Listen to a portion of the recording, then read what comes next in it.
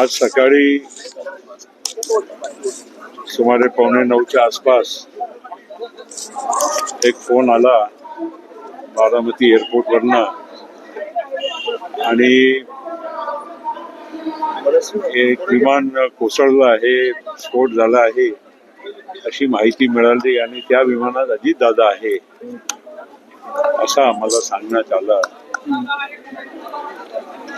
2 मिनिटं तर आम्हाला काही समजलंच नाही की काय झालं नेमकं, कारण धुकं होतं सकाळी. आणि असंही सांगितलं गेलं की विमान ती 2 गिरट्या विमानतळाच्या वर मारल्यानंतर त्यांना तिसऱ्यांदा लँडिंगची परवानगी मिळाली आणि परवानगी तेव्हा मिळाली तेव्हा पायलटनी सांगितलं की मला आता धावपट्टी दिसत आहे. आणि आता त्याच्यानंतर जे काही झालं ते आपल्या सगळ्यांना आता ज्ञात आहे. आम्ही बारामतीला येताना मी स्वतः हेलिकॉप्टरनं त्या स्पॉटची पाहणी केली आणि जे धावपट्टी आहे त्याच्या आजूबाजूला 3 बाजूला 100 मीटर फूटची म्हणजे ते खड्ड्यासारखं आहे आणि ते उंचीवर ते धावपट्टी आहे.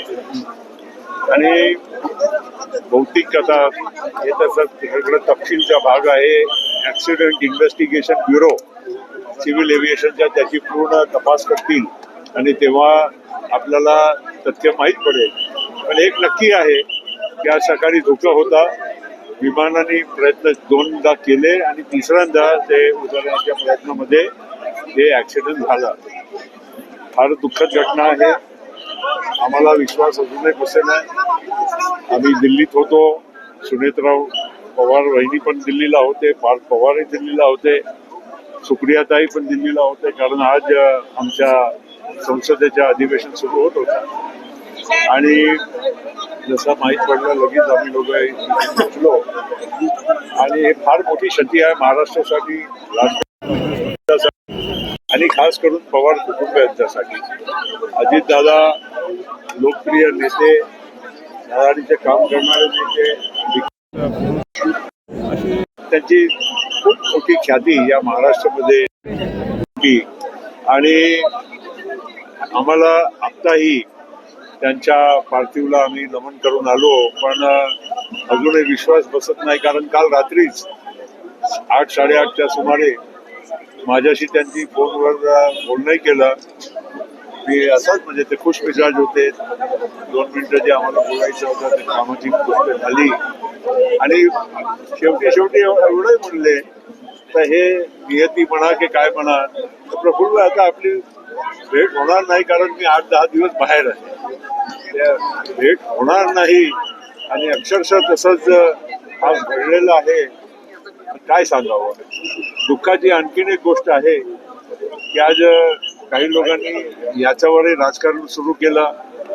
मुख्यमंत्र्यांचा एका मुख्यमंत्र्यांचं विधान आला, दुसरा एक मोठ्या राष्ट्रीय पक्षांचाही नेत्यांचं विधान आला की अशा यामध्ये याच्या मागे राजकारण आहे.